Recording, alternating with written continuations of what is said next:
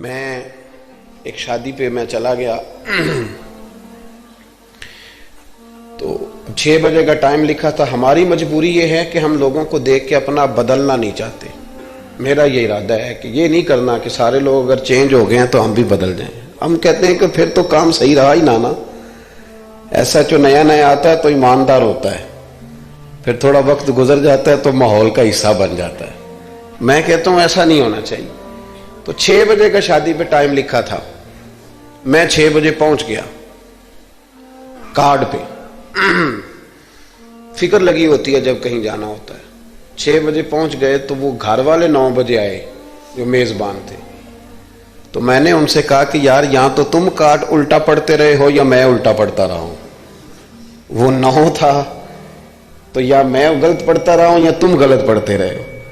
وقت میں ایک وکیل کا مضمون پڑھ رہا تھا اخبار میں, وہ کہتا ہے کہ میں رات کو نا علامہ احمد سعید کاظمی رحمۃ اللہ علیہ فجر کے بعد درس دیتے تھے یا مغرب کے بعد, تو میں پابندی سے ان کا درس سنتا تھا. یہ فکری بات ہے, اس کو غور سے سنیے گا, بالخصوص منتظمین اور میرے ساتھی جو مساجد کی خدمت کرنے والے.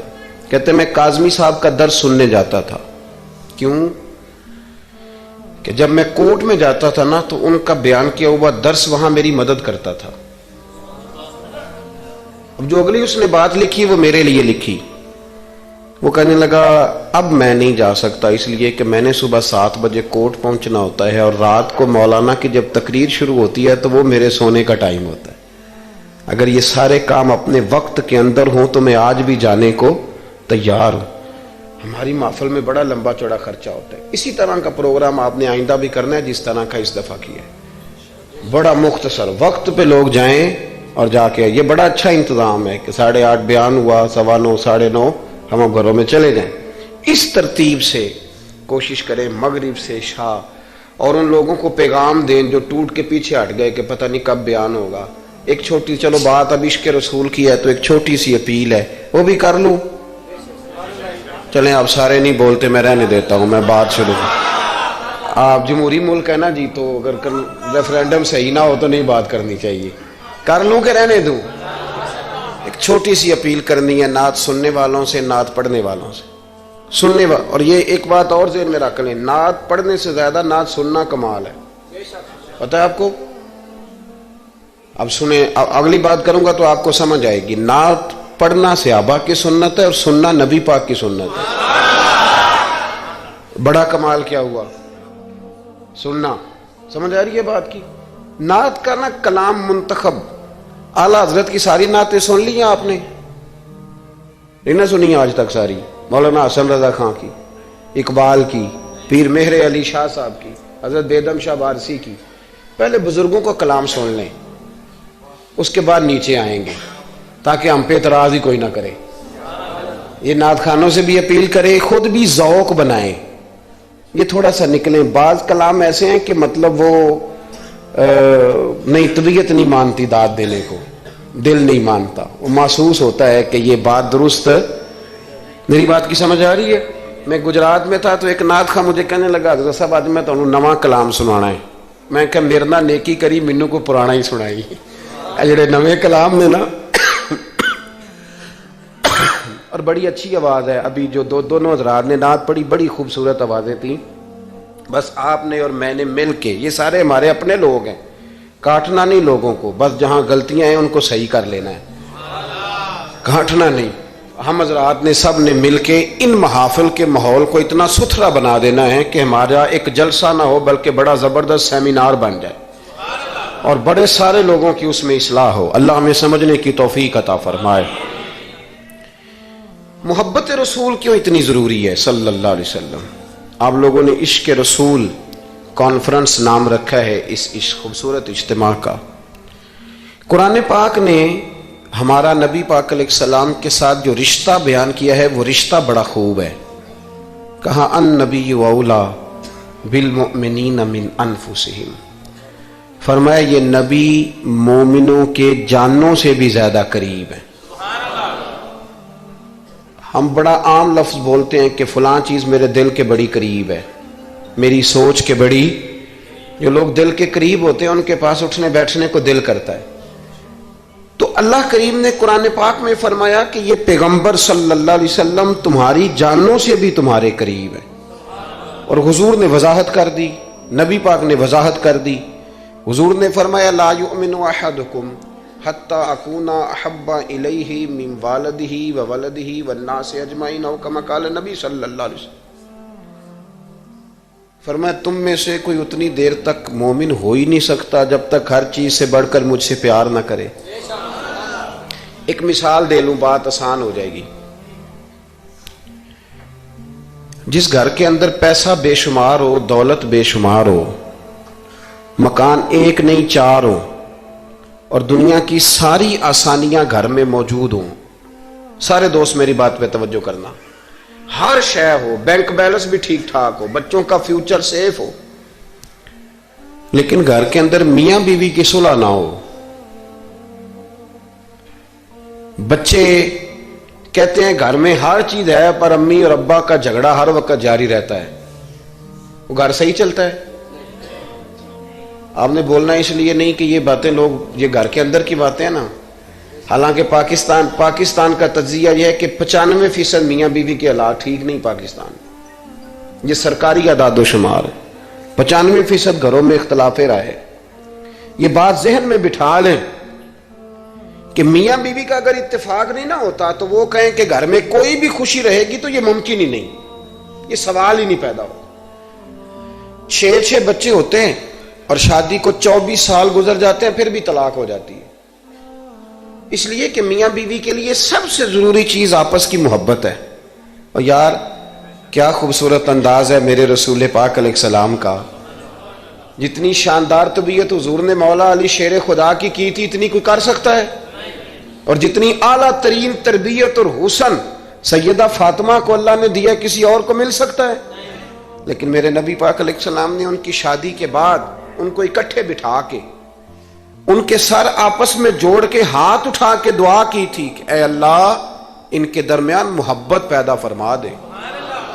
میاں بیوی کے درمیان جو سب سے اہم چیز ہے وہ محبت ہے. بچے کہتے ہیں ہم کدھر جائیں، ابا کی سنیں کہ اماں کی سنیں؟ اور اکثر گھروں میں بچوں کی تربیت رک جاتی ہے اس لیے کہ میاں بیوی کا سلوک نہیں ہوتا، تباہی اتر جاتی. گھر کے اندر ہر شے ہے پر ان کا پیار نہیں. پتہ یہ چلا کہ گھر میں محبت نہ ہو تو گھر نہیں چلتا. اگر محبت کے بغیر ایک گھر نہیں چل سکتا تو محبت مصطفیٰ کے بغیر دین کیسے چلے گا؟ گھر نہیں چلتا میرے بھائی، ٹوٹ جاتا ہے، بکھر جاتا ہے.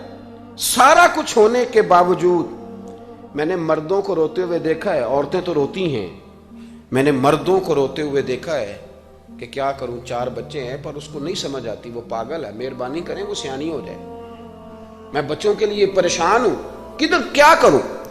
یعنی عورت اگر وفادار اور پیار کرنے والی نہ ہو تو مرد کو آنسو نکل آتے ہیں کہ یہ سیانی ہوتی تو میرا گھر بن جاتا. او بھائیو پیار بڑا ہی ضروری ہے، یہ محبت بڑی ضروری ہے، اس کے بغیر نہیں نظام چلتا. محبت ہو جاتی ہے نا. چلیں ایک واقعہ سناتا ہوں آپ کو، بات زیادہ مضبوط ہو جائے گی. داتا گنج بخش علی حجویری داتا صاحب نے لکھا ہے، یہ آج کل کا جو جدید نوجوان طبقہ ہے وہ ذرا بات جلدی سمجھ جائے گا. داتا صاحب رحمۃ اللہ لکھا، حضرت عبداللہ بن مبارک رحمۃ اللہ علیہ سے کسی نے کہا کہ آپ بڑے زبردست محدث ہیں اور اتنی وارفتگی والے صوفی کم ملتے ہیں جتنے آپ ہیں، وجہ کیا ہے؟ تو حضرت عبداللہ بن مبارک فرمانے لگے مجھے نہ توبہ کرنے سے پہلے ایک عورت سے عشق ہو گیا تھا، عورت سے. بڑی توجہ سے بات سمجھنا. آپ فرماتے ہیں میرا گھرانہ نمازی تھا، یہ داتا صاحب نے لکھا ہے کشف الماجوب میں. حضرت عبداللہ بن مبارک فرماتے ہیں کہ جس عورت سے مجھے عشق ہو گیا نا اس کے محلے میں جا کے میں عشاء کی نماز پڑھتا تھا اور پھر ساری رات میں اس کے گھر کے گرد رہتا تھا. وہ آدھی رات کو تھوڑی دیر کے لیے چھت پہ آتی تھی، 2-1 باتیں ہوتی تھیں، میں لوٹ آتا تھا. فرماتے ایک رات میں نے عشاء کی نماز اس کے محلے میں جا کے پڑھی. قاری صاحب نے نا کچھ آیات لمبی پڑھا دی تو مجھے غصہ آیا. کہہ دیتے نا لوگ مولویوں نے کام کو نہیں سانو تے اور بھی ہیں، تو کہتے ہیں کہ نماز لمبی پڑھا دی تو مجھے غصہ آیا کہ جلدی پڑھاؤ. فرماتے ہیں نماز وہاں پڑھی، سخت سردی تھی، رات لمبی تھی. میں اس کے گھر کے گرد جا کے نا تو منڈلانے لگا، کیونکہ مجھے اس سے محبت تھی۔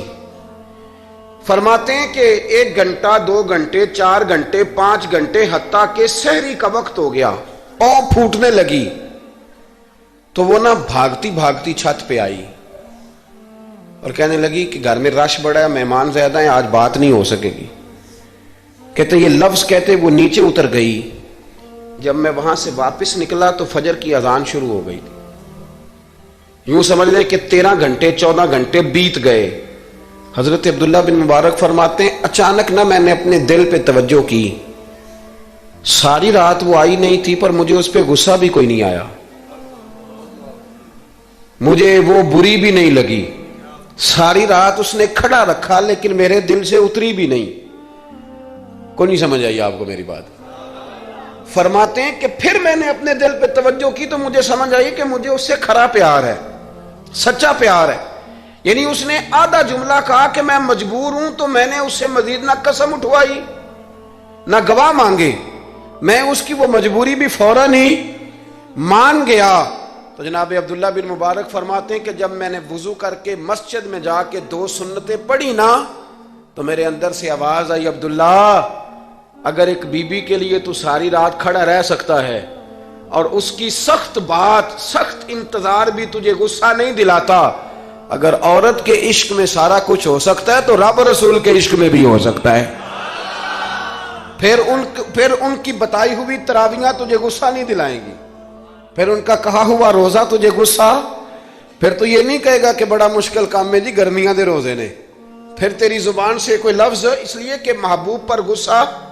وہ کسی اردو کے شاعر نے کہا تھا کہ اس نے کہا تھا عشق ایک ڈھونگ ہے، تو میں نے کہا تجھے عشق ہو خدا کرے، پھر کوئی تجھے اس سے جدا کرے، پھر تو اسے تسبیحوں پہ پڑھا کرے، پھر تو گلی گلی پھرا کرے، پھر تو اسی کا نام جپا کرے، پھر میں کہوں کہ عشق ایک ڈھونگ ہے اور تو نہیں کہا کرے۔